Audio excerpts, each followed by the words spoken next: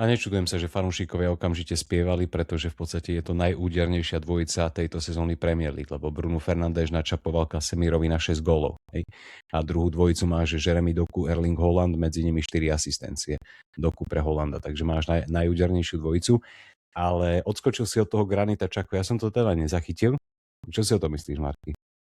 O, akože za mňa nie, klub sa musí vybrať troška ambicioznejšou cestou, určite ak má pokračovať tá prestavba toho týmu, tak Elliot Anderson, hovorí sa aj o Balebovi, o Joao Gomezovi, jednoducho sú tam pre mňa iní adepti, nechcem spochybňovať jeho kvality, ale myslím si, že táto časová kapsula už uplynula, takže by som tam určite prijal nejaké iné meno.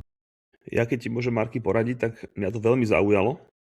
A zaujalo ma to z dvoch vecí, kde teda oni vraveli o tom, teda hlavne Peter Schmeichel to hovoril o tom, že samozrejme on nebude hrať každý zápas pochopiteľne a bolo by to akože do rotácie, ale to líderstvo a to vodcovstvo by bolo u neho neskutočný upgrade, hej, že vlastne nebol by na všetko iba Bruno, lebo teraz ostane už iba Bruno, hej, že ten Bruno, Casemiro a ešte Harry Maguire, hej, že teraz boli taká trojica a proste tým Casemirom sa od toho odíde a je to presne to, čo Chelsea chýba už posledných 3 roky. Čiže naozaj, že možno to na ihrisku jasné, že Anderson lepší, Baleba lepší, ale ten X-faktor tých skúseností a tých vodcovských vecí sú veľmi zaujímavé a ja by som možno kľudne zobral aj do Chelsea. Uvidíme, čo nám to povie budúci tréner. Hilko. Ale však dobre.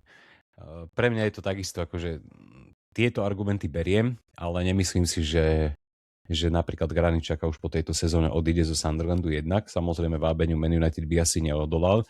A Korak by dostal napríklad nejaké uistenie, že časom ho začlenia do nejakého realizáku alebo niečo podobné. Ale nemyslím si, že je to schodná cesta. Pri Elliotovi Andersonovi, tam pokiaľ viem, budete mať tvrdú konkurenciu Manchesteru City, kde už majú byť nejaké pokročilejšie rokovania a tieto veci. Baleba by podľa môjho názoru mohol byť teraz za dobrý peniaz. Ak by som išiel akože hrať za hráča typologicky, tak Baleba je pre mňa z Premier League momentálne voľba číslo 1. Spomínal sa tam, niekde som zachytil Tyler Adams, to pre mňa nie je hráč, ktorý má potenciál sa ešte rozvinúť na tú úroveň, ktorú potrebuje Manchester United na tú pozíciu.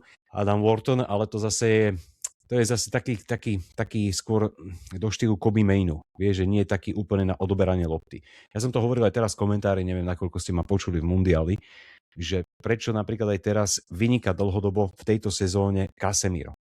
Lebo keď hral pod Amorimom, takisto patril vždy medzi najlepšie hodnotených hráčov. Hej? Ale mal pri sebe Bruna Fernandeša a teraz má pri sebe Kobeho Mainua plus Bruna. Ak si zoberieš jeho najlepšiu éru v Real Madrid, tak mal dvojicu Toni Kroos, Luka Modrič. Čo bolo jeho úlohou? Jeho úlohou bolo zobrať loptu, získať ju a dať ju Kroosovi alebo Modričovi. A to, v čom horel, kedy to bolo? V predminulej sezóne, že? Niekedy v decembri ho tak posadil, alebo v minulej sezóne niekedy v decembri ho posadil a nejaké 2 mesiace nechodil ani na lavičku Casemiro, pokiaľ si dobre spomínam. Dúfam, že teraz niekecam do vetra. Ale problémom bolo, že on od neho chcel teda Ruben Amorim ešte aj tú rozohrávku. Na rovinu ako Casemiro nikdy nemal excelentnú rozohrávku kor pod tlakom. Hej? Po tom okamžitom zisku lopty, keď ti super prepne do defenzívy.